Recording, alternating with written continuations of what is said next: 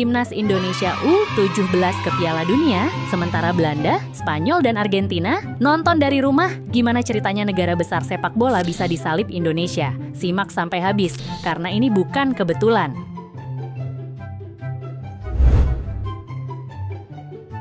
Selamat datang di channel paling waras di dunia sepak bola. Kali ini kita bahas 3 negara top yang dipermalukan di level U17. Ya, mereka gagal lolos ke Piala Dunia U17 2025 yang bakal digelar di Qatar. Dan yang bikin makin panas, Timnas Indonesia justru melenggang santai ke turnamen itu. Lantas negara mana saja sih yang katanya hebat, tapi gagal lolos ke Piala Dunia U17? Yuk kita bahas satu-satu. Kita mulai dari Belanda, negara dengan liga elit, akademi terbaik, dan segudang legenda. Tapi kalian tahu nggak, di level U17 mereka ternyata loyo. Pada kualifikasi Piala Eropa U17 2025, Belanda ditempatkan di grup A4 bersama Portugal, Serbia, dan Hungaria. Tapi hasilnya memalukan, mereka cuma dapat 1 poin dari 3 pertandingan. Ya, 1. Dengan hasil itu Belanda pun finish sebagai juru kunci grup, gagal total. Bahkan Hungaria aja di atas mereka. Tim yang katanya punya total football ini ternyata total gagal di level junior. Dan yang lebih bikin miris, dalam sejarah Piala Dunia U17, Belanda belum pernah jadi juara. Prestasi terbaik cuma peringkat ketiga tahun 2005. Next, Spanyol, negara yang jadi simbol sepak bola indah, negara yang punya DNA tiki-taka, negara yang pernah bikin dunia tunduk waktu angkat trofi Piala Dunia 2010. Tapi di level U17, nihil, kosong. Gak ada gelar. Emang sih, mereka sering tampil di Piala Dunia U17, tapi sampai sekarang, Spanyol belum pernah jadi juara.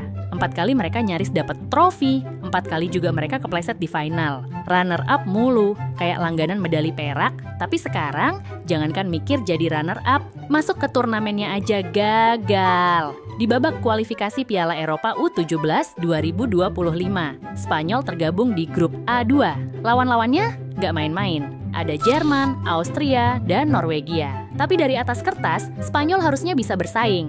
Mereka punya pemain muda dari akademi top, La Masia, Barcelona, Valdebebas, Real Madrid, dan Sevilla FC Youth. Tapi realitanya, sepak bola nggak main di kertas. Mereka dibantai Jerman, ditahan Austria, dan cuma menang lawan Norwegia. Hasil akhir, peringkat ketiga, dan itu belum cukup buat lolos. Jerman keluar sebagai juara grup, langsung dapat tiket ke Euro U17.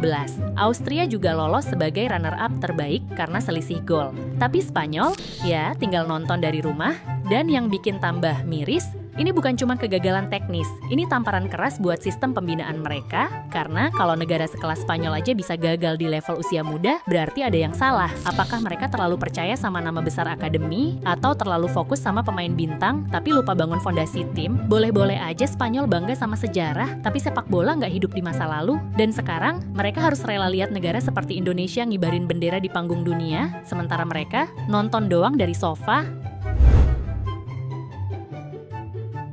Sekarang kita bahas Argentina, negara yang katanya pabrik pemain muda terbaik, negara yang punya Messi dan 3 gelar Piala Dunia. Tapi ternyata, di Piala Amerika Selatan U17, Argentina malah keteteran. Di grup A, mereka hanya finish di peringkat ketiga, kalah saing dari Kolombia dan Chile. Padahal buat lolos ke Piala Dunia U17, mereka minimal harus masuk 2 besar. Tapi mereka malah nyungsep. Sekarang harapan terakhir mereka adalah menang lawan Bolivia di perebutan tiket sisa. Kalau kalah, ya udah, bye-bye. Bayangkan, negara sebesar Argentina harus berjuang sampai titik darah penghabisan, sementara Indonesia udah nyiapin koper buat berangkat ke Qatar. Sobat Garuda, ini bukan sekadar statistik, ini adalah bukti nyata bahwa Indonesia mulai menapaki jalan menuju puncak sepak bola dunia. Saat negara-negara besar tenggelam dalam kesombongan mereka, kita justru bekerja keras. Dari grassroots, dari akademi, dari pelatih lokal sampai program pembinaan usia dini. Piala Dunia U17 2025 akan jadi momen bersejarah dan Indonesia akan hadir di sana. Bukan sebagai penggembira, tapi sebagai simbol kebangkitan Asia.